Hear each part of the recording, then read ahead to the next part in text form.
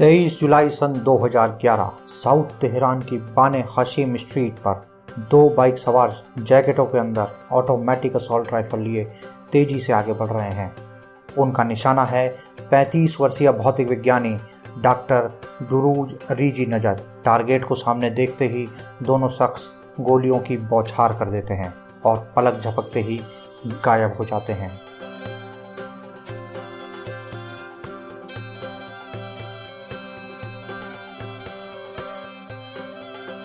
ठीक 8 माह पहले 29 नवंबर सन 2010 सुबह 7:45 बजे एक बाइक सवार एक कार का पीछा कर रहा है। मौका देखते ही वह कार की पिछली विंडशील्ड में एक डिवाइस चिपका देता है। कुछ समय बाद वह डिवाइस फट पड़ता है और कार में सवार शख्स मारा जाता है।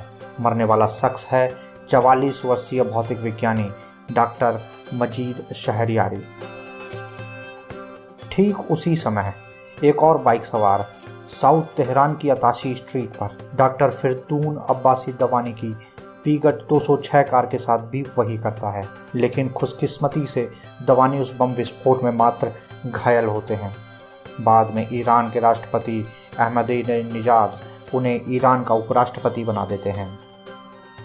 डॉक्टर नजद, शहरियारी और दवानी की तरह ही डॉक्टर मसूद अली मोहम्मदी और डॉक्टर अर्दशेर हुसैनपुर का भी वही अंजाम होता है।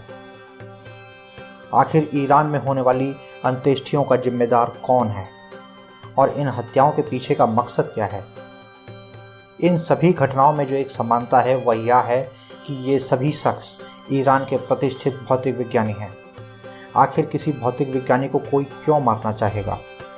इन्वेस्टिगेशन से पता चलता है कि ये सब वैज्ञानिक ईरान के परमाणु हथियार कार्यक्रम का बहुत मजबूत हिस्सा थे।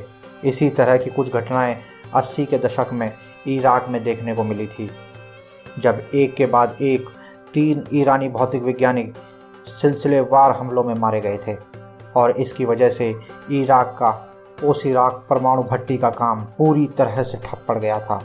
इस काम को इजराइल की खुफिया एजेंसी मोसाद ने अंजाम दिया था। अगर पैटर्न देखा जाए तो अगला नंबर ईरान का आने वाला था।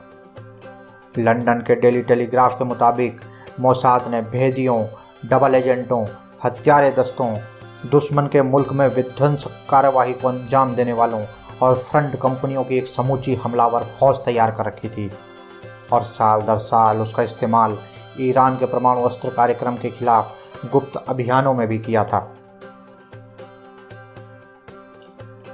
आखिर ये सब शुरू कैसे हुआ? ईरान परमाणु हथियार बनाने के लिए इतना डेस्परेट क्यों है और इजराइल ईरान को हथियार बनाने से रोकने के लिए क्या करता है?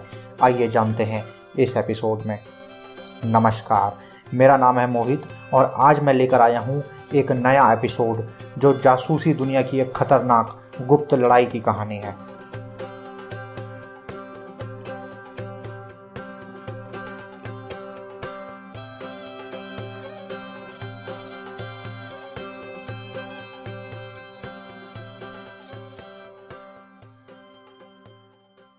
कहानी शुरू होती है सन 1979 में शुरू हुए इस्लामिक क्रांति के बाद से। अयातुल्ला खोमेनी के नेतृत्व में एक कट्टरपंथी इस्लामिक सरकार तेहरान में स्थापित हो जाती है। इस सरकार का दुश्मन नंबर 1 अमेरिका और इजराइल हैं। खोमेनी प्रण लेता है कि इजराइल को दुनिया के नक्शे से मिटा दिया जाएगा, लेकिन आगे ही सन 1980 में इराक ईरान पर हमला कर देता है और सद्दाम हुसैन ईरानियों पर केमिकल हथियारों का प्रयोग करता है। जंग के ख़त्म होने के बाद अब ईरान को परमाणु हथियारों के महत्व का पता चलता है और इस तरह शुरुआत होती है एक न्यूक्लियर बम बनाने की। सन 1989 सोवियत यूनियन के विघटन के बाद यूरोप में ऐसी टूटी फूटी खबरें आना शुरू होती हैं जिनमें कहा जाता है कि ईरान पूर्व सोवियत बेरोजगार सैन्य अधिकारियों और कुछ भूखे सोवियत वैज्ञानिकों से परमाणु बम खरीदने की कोशिश कर रहा है। कुछ पश्चिमी अखबारों ने दावा किया कि पूर्वी यूरोप से बंद ट्रक के कंटेनर मध्य पूर्व की ओर भागते हुए देखे गए हैं। कई पूर्व सोवियत अधिकारी और वैज्ञानिक अपने घरों से गायब हो गए। शायद ईरान ने उन्हें नौकरी पर रख लिया था। तेहरान, मॉस्को और बीजिंग के सूत्रों से पता चलता है कि ईरान बुशहर में एक परमाणु रिएक्टर रूस की मदद से और 2 छोटे रिएक्टर चीन की मदद से बनाने जा रहा है। इस खबर को सुनते ही अमेरिका और इजराइल के कान खड़े हो जाते हैं। अमेरिका के रूस और चीन पर दबाव बनाए जाने पर चीन समझौते से अपने हाथ पीछे खींच लेता है, लेकिन रूस फिर भी बना रहता है। रूस बुशहर न्यूक्लियर रिएक्टर के काम में देरी बरतता है और इसे 20 सालों तक खींच लेता है और न्यूक्लियर प्लांट का पूरा कंट्रोल अपने हाथ में रखता है। ईरान दावा करता है कि वह एक शांति प्रिय देश है और बुशहर में स्थित न्यूक्लियर रिएक्टर इस बात का सबूत है। अमेरिका और इजराइल उसकी इस बात को सुनकर शांत बैठ जाते हैं और निश्चिंत हो जाते हैं। आखिर ईरान का यह दांव काम कर जाता है। उन्हें इस बात की बिल्कुल भी भनक नहीं लगती कि बुशहर न्यूक्लियर रिएक्टर सिर्फ ध्यान भटकाने के लिए है। असली काम तो कहीं और ही चल रहा है।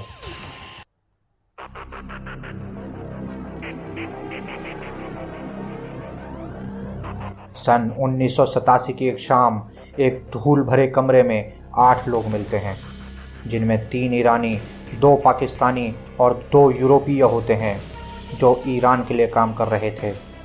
ईरान और पाकिस्तान के प्रतिनिधि एक गुप्त समझौते पर साइन करते हैं, जिसके मुताबिक एक बड़ी रकम पाकिस्तानियों के लिए, या साफ साफ कहा जाए तो पाकिस्तान के न्यूक्लियर प्रोग्राम के जनक डॉक्टर अब्दुल कादिर खान के लिए दी जाती है। कुछ साल पहले ही पाकिस्तान अपने प्रतिद्वंदी भारत से सैन्य बराबरी करने के लिए अपने परमाणु कार्यक्रम का आगाज कर चुका था। डॉक्टर खान को न्यूक्लियर हथियार बनाने के लिए जरूरी विखंडनीय पदार्थ की सख्त ज़रूरत थी, पर उन्होंने प्लूटोनियम, जो कि पारंपरिक तौर पर न्यूक्लियर रिएक्टरों में तैयार किया जाता है, उसका इस्तेमाल करने की बजाय परिष्कृत यूरेनियम का इस्तेमाल करने का फैसला किया।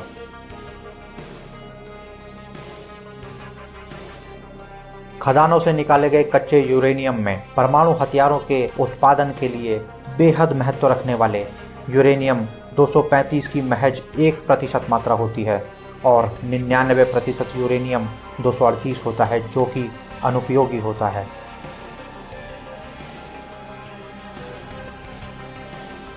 डॉक्टर खान ने एक पद्धति विकसित की जिसके तहत कुदरती यूरेनियम को गैस में बदला जाता है और फिर उस गैस को कास्केड नामक श्रृंखलाबद्ध सेंट्रीफ्यूजों में भर दिया जाता है।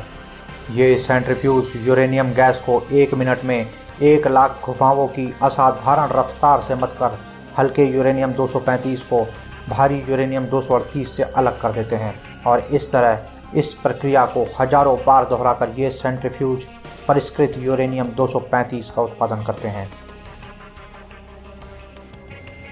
इस तरह ये गैस ठोस पदार्थ में बदलकर उस चीज़ में बदल जाती है जो परमाणु बम बनाने के लिए जरूरी होता है। खान ने सेंट्रीफ्यूजों की रूपरेखा यूरेंको नामक उस यूरोपीय कंपनी से चुराई थी जिसमें वो 1970 के दशक में काम किया करता था। खान अपनी पद्धतियों, फार्मूलों और सेंट्रीफ्यूजों को बेचकर जल्द ही मौत का सौदागर बन गया। ईरान उसका सबसे बड़ा ग्राहक बना। लीबिया और उत्तर कोरिया भी उसके ग्राहक बने।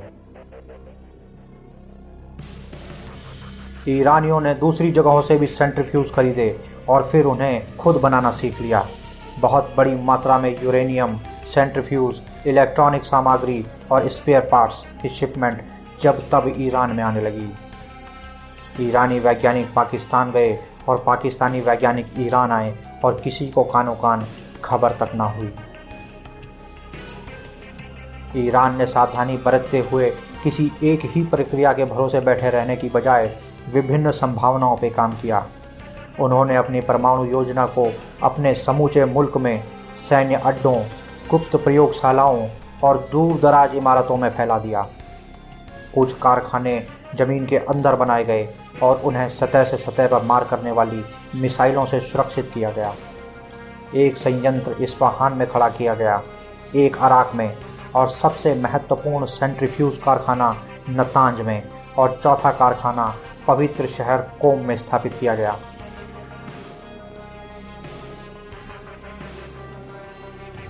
इस जरा से संकेत मात्र पर ही कि किसी स्थल का पता लगाया जा सकता है, ईरानी अपने परमाणु जमावड़े को उस स्थान से हटाकर कहीं और ले जाते थे। यहाँ तक कि वे धरती की उन परतों तक को हटा देते थे जिनकी रेडियो एक्टिव पदार्थों से दूषित होने की संभावना होती थी। उन्होंने IAEA के निरीक्षकों तक को बहुत चतुराई से गुमराह किया और धोखा दिया। इस एजेंसी के प्रमुख मिस्र के डॉक्टर मोहम्मद अल बरदई ने इस प्रकार का व्यवहार किया जैसे उन्हें ईरानियों के हर झूठे वक्तव्य पर विश्वास रहा हो, और उन्होंने ऐसी आत्मतुष्ट रिपोर्टें तैयार की जिन्होंने ईरान को अपनी संहारक योजना को जारी रखने में मदद की।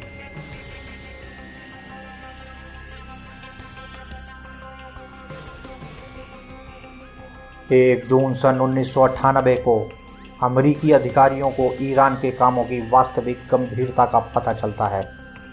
पाला बदलकर भागा एक पाकिस्तानी न्यूयॉर्क में FBI के जांचकर्ताओं के सामने राजनीतिक शरण मांगता हुआ पेश हुआ।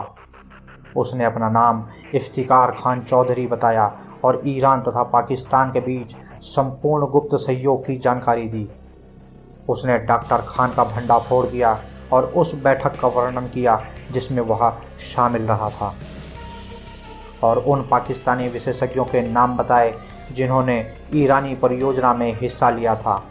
FBI ने चौधरी की गवाही से सामने आए और आंकड़ों की जांच करी और उन्हें एकदम सही पाया। FBI ने दरअसल सिफारिश की चौधरी को राजनीतिक शरणार्थी के तौर पर अमेरिका में रहने की छूट दी जाए, लेकिन उसकी इस असाधारण गवाही पर कभी कार्यवाही नहीं की गई। संभवतः निरीह लापरवाही के चलते अमेरिकियों ने चौधरी के बयान को दफना दिया, किसी कार्यवाही की पहल नहीं की और इजराइल को आगाह नहीं किया। ईरान की सच्चाई को सामने आने में 4 और साल लग गए।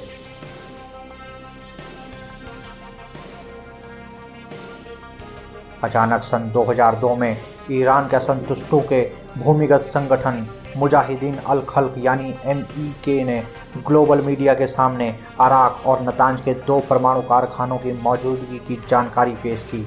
बाद के वर्षों में भी MEK ने कई सबूत पेश किए। CIA को शक था कि MEK को ये जानकारी बाहर से कोई दे रहा है।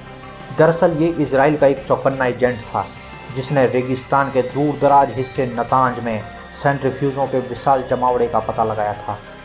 उसी साल सन 2002 में CIA को ईरान के असंतुष्टों ने एक दस्तावेजों से भरा लैपटॉप सौंपा, पर इन असंतुष्टों ने ये नहीं बताया कि ये लैपटॉप उन्हें कहाँ से मिला था। CIA का मानना था कि उस लैपटॉप में ये सारी जानकारियाँ हाल ही में स्कैन करके डाली गई हैं। दरअसल CIA ने मोसाद पर आरोप लगाया कि उसने अपने ही सूत्रों से हासिल कुछ जानकारियों पर सहज विश्वास करके यह जानकारियाँ उन तक पहुँचाई हैं, लेकिन समय के साथ साथ अमेरिकियों और यूरोपियों की मेज़ों पर जानकारियों का जमावड़ा लगने लगा। अंततः उनकी आंख खुल गई। डॉक्टर खान का मुनाफे का जानलेवा कारोबार सारी दुनिया में फैल गया था।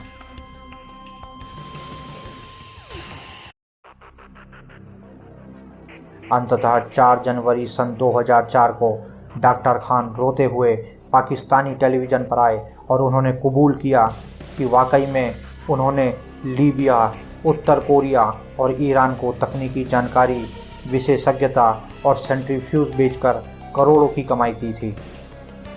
पाकिस्तान की सरकार ने अपने परमाणु बम के जनक डॉक्टर डेथ को तुरंत माफ़ कर दिया। इजराइल अब ईरान के बारे में जानकारी उपलब्ध करवाने वाला एक पक्का स्रोत बन गया था। मोसाद ने CIA को कोम में स्थित गुप्त संयंत्र के बारे में ताज़ा आंकड़े उपलब्ध करवाए। मोसाद ईरानी रिवॉल्यूशनरी गार्ड्स और ईरानी वैज्ञानिकों का पाला बदलवाने की भी कोशिश कर रहा था। मोसाद ने कई देशों को ताज़ा तरीन तथ्य उपलब्ध करवाए, जिससे कई देशों ने अपने बंदरगाहों से ईरान के लिए परमाणु सामग्री उपलब्ध करवाने वाले जहाज़ों को जब्त करना शुरू कर दिया। लेकिन सिर्फ ईरान के कारनामों और उसके खुफिया अड्डों का पता लगा लेना और उन्हें अमेरिकियों और यूरोपियों तक पहुंचा देने से काम नहीं चलने वाला था। ईरान को रोकने के लिए इजराइल के पास अब गुप्त लड़ाई छेड़ने के अलावा अब कोई रास्ता नहीं था।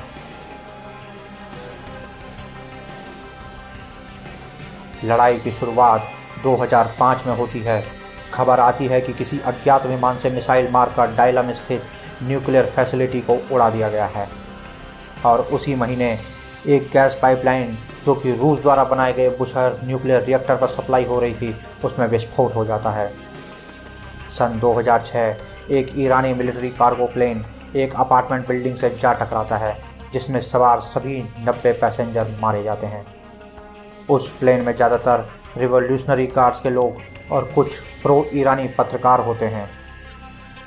इसी तरह नवंबर 2006 में एक और सैन्य विमान टेक ऑफ के दौरान तेहरान में क्रैश हो जाता है जिसमें 36 रिवॉल्यूशनरी गार्ड्स मारे जाते हैं। ईरान के रक्षा मंत्री इन विमान दुर्घटनाओं के लिए अमेरिका, इजराइल और ब्रिटेन को जिम्मेदार ठहराते हैं। एक और हमला एक टेस्ट साइट पराचिम जो कि तेहरान के बिल्कुल करीब है उसमें होता है। इस साइट पर ईरानी वैज्ञानिक एक्सप्लोजिव लेंस विकसित कर रहे थे। ये एक ऐसा तंत्र है जो बम के कोर को एक क्रिटिकल मास तक पहुंचा देता है और परमाणु विस्फोट से पहले होने वाले चेन रिएक्शन की शुरुआत करता है। अप्रैल सन 2006 नतांज के सेंट्रीफ्यूज कारखाने में जश्न का माहौल है। दरअसल यहाँ एक नए सेंट्रीफ्यूज कास्केड को सक्रिय किया जाना है। सभी ईरानी वैज्ञानिक और अधिकारी घड़ी की तरफ टकटकी लगाए देख रहे हैं। एक ईरानी इंजीनियर के एक्टिवेशन बटन दबाते ही एक भयानक विस्फोट से वहाँ का पूरा नज़ारा बदल जाता है। जांच से पता लगता है कि किसी ने सेंट्रीफ्यूजों के शुरू होने से कुछ देर पहले ही उन पर विस्फोटक चार्ज को अटैच कर दिया था, जिससे ये शक्तिशाली विस्फोट हुआ। ईरान ने इल्ज़ाम लगाया कि यह कार्रवाई अमेरिकी और इजरायली एजेंटों ने की है। सन 2007 ईरान को अपनी परमाणु फैसिलिटी के लिए कुछ इंसुलेटेड मटेरियल की आवश्यकता होती है। यह इंसुलेटेड मटेरियल सेंट्रीफ्यूजों के बीच की नलियों में भरा जाता है। क्योंकि ईरान पर संयुक्त राष्ट्र द्वारा प्रतिबंध लगाया गया था, इसलिए ईरान इन्हें ओपन मार्केट से नहीं खरीद सकता था, तो उन्होंने ब्लैक मार्केट के पूर्वी यूरोप की कंपनियों को संपर्क करना शुरू किया, जिनके हेड या तो रूसी या फिर ईरानी थे। जब ईरानियों ने इंसुलेशन को इंस्टॉल किया तो उन्हें पता चला कि ये इंसुलेशन मटेरियल किसी काम का नहीं है और जिन कंपनियों से उन्होंने इसे खरीदा है उन्हें पश्चिमी खुफिया सेनाओं ने ईरान को नकली माल बेचने के लिए ही बनाया था। अगले 7 सालों तक ईरान के परमाणु संयंत्रों में दुर्घटनाएं, तोड़फोड़ और विस्फोट जारी रहे। एक रहस्यमय अड़चन बुशहर रिएक्टर के कूलिंग सिस्टम में आई, जिसकी वजह से इसे पूरा होने में 2 और साल लग गए। सन 2008 अराक का एक कॉस्मेटिक प्लांट भयानक विस्फोट से दहल उठता है। निशाना उसके पास वाला न्यूक्लियर रिएक्टर था। इस धमाके में वह रिएक्टर बर्बाद हो जाता है। दूसरा धमाका इस्फहान के हाई सिक्योरिटी कंपाउंड में होता है, जहां यूरेनियम को गैस में बदला जा रहा था।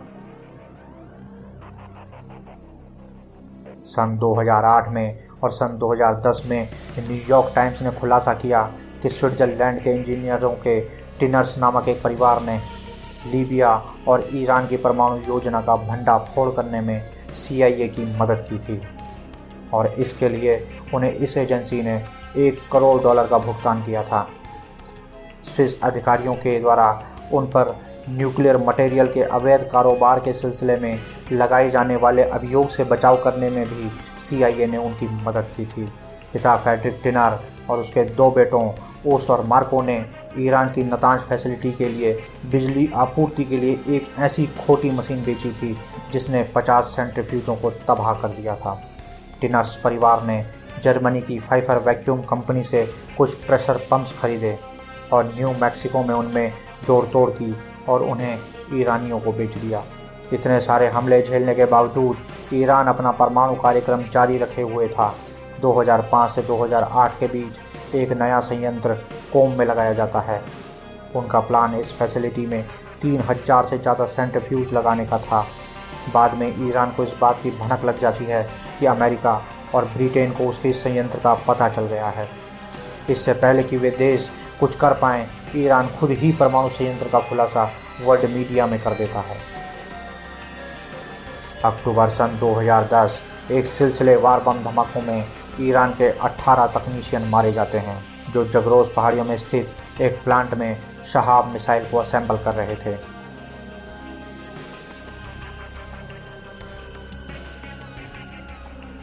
अमेरिकियों और अंग्रेज़ों के अलावा भी मोसाद के कुछ ऐसे अनमोल नगीने थे जो उनकी ईरान के अंदर से मदद कर रहे थे। ईरानी रेजिस्टेंस के एक नेता ने एक दिन प्रेस कॉन्फ्रेंस में एक महत्वपूर्ण वैज्ञानिक का नाम उजागर कर दिया जो ईरान के परमाणु कार्यक्रम में उसकी मदद कर रहा था। यहाँ तक कि उन्होंने उस वैज्ञानिक का मोबाइल नंबर और पासपोर्ट नंबर तक बता दिया। उस वैज्ञानिक का नाम था डॉक्टर मोहसिन फ़कीरज़ादे, 39 वर्षीय भौतिकी प्रोफेसर जो कि तेहरान विश्वविद्यालय में पढ़ाता था। फ़कीरज़ादे उस कॉम्प्लेक्स सिस्टम को विकसित कर रहा था जिससे किसी परमाणु बम के क्रिटिकल मास को इतना बढ़ाया जाता है कि उससे एक चेन रिएक्शन पैदा होता है। वह उस टीम का भी हिस्सा रहा था जो उस न्यूक्लियर वारहेड को छोटा करने के काम में लगी थी जिससे वह वारहेड शहाब मिसाइल में फिट हो सके। उसको मोसाद द्वारा यह ऑफ़र दिया जाता है कि या तो वह मोसाद से मिलकर अपने मुल्क से गद्दारी करे या फिर मारा जाए। आखिर में उसे सन 2020 में एक ऑटोनोमस सैटेलाइट ऑपरेटेड गन द्वारा मार दिया जाता है। मोसाद का प्लान सिर्फ परमाणु वैज्ञानिकों पर हमलों तक सीमित नहीं था, बल्कि वो उन महत्वपूर्ण ईरानी वैज्ञानिकों और अफसरों का पाला बदलवाने में भी लगा था। इसी कड़ी में सन 2007 जनरल रजा असगरी जो कि भूतपूर्व ईरानी रक्षा मंत्री थे, वो एक दिन अपनी इस्तांबुल यात्रा के दौरान अचानक गायब हो गए। ईरानी सीक्रेट सर्विस ने उनकी बहुत तलाश की लेकिन वह नहीं मिले। बाद में संडे टाइम्स में यह खबर प्रकाशित हुई कि असगरी वेस्ट से जा मिले हैं और अपनी इस्तांबुल यात्रा के दौरान उनकी सुरक्षा का इंतजाम मोसाद ने किया था। असगरी के गायब होने के कुछ ही दिनों बाद रिवोल्यूशनरी गार्ड के स्पेशल यूनिट अल-कुद्स के कमांडर अमीरी सिराजी भी अचानक से गायब हो गए। सन 2009 एक और परमाणु वैज्ञानिक डॉक्टर शहराम अमीरी मक्का में अपनी यात्रा के दौरान गायब हो गए। वे कोम में स्थित संयंत्र में काम कर रहे थे। कुछ समय बाद अमीरी अमेरिका में दिखाई दिए जहां CIA ने उन्हें $50 लाख, एक नई पहचान और एरिजोना में रहने के लिए एक घर दिया। वेस्टर्न सूत्रों का मानना था कि अमीरी तब से ही पश्चिम तक सारी महत्वपूर्ण सूचनाएं पहुंचा रहा था जब वो मालेक अस्तर यूनिवर्सिटी ऑफ टेक्नोलॉजी में पढ़ाता था और फ़कीरज़ादे उस समय न्यूक्लियर प्रोग्राम का हेड हुआ करता था। साल 2010 ईरानी परमाणु कार्यक्रम के लिए बेहद खराब साल रहा। यह इसलिए नहीं क्योंकि ईरानी न्यूक्लियर साइट्स पर आए दिन ब्लास्ट होते रहते थे या फिर मोसाद द्वारा ईरान के वैज्ञानिकों को मार दिया जाता था, बल्कि इसलिए क्योंकि इस बार मोसाद ने ईरान के परमाणु कार्यक्रम में सबसे बड़ी सेंधमारी की थी, कंप्यूटर वायरस स्टक्स नेट के जरिए। यह एक ऐसा वायरस था जो नेटवर्क में जुड़े सारे कंप्यूटरों को नुकसान पहुंचाए बिना किसी एक खास कंप्यूटर को इस तरह से निशाना बनाता था जिससे सेंट्रीफ्यूजों की घूमने की रफ्तार कम या ज़्यादा हो जाती थी, जिससे सेंट्रीफ्यूजों से बनी सामग्री किसी काम की नहीं रह जाती थी। सिस्टम में इस वायरस का पता लगाना भी बहुत मुश्किल काम था। ऑब्जर्वर्स का मानना था कि इस तरह की क्षमता केवल 2 ही देशों के पास है, एक है अमेरिका और दूसरा है इजराइल। दोस्तों, इजराइल और ईरान की यह खुफिया लड़ाई आज तक जारी है।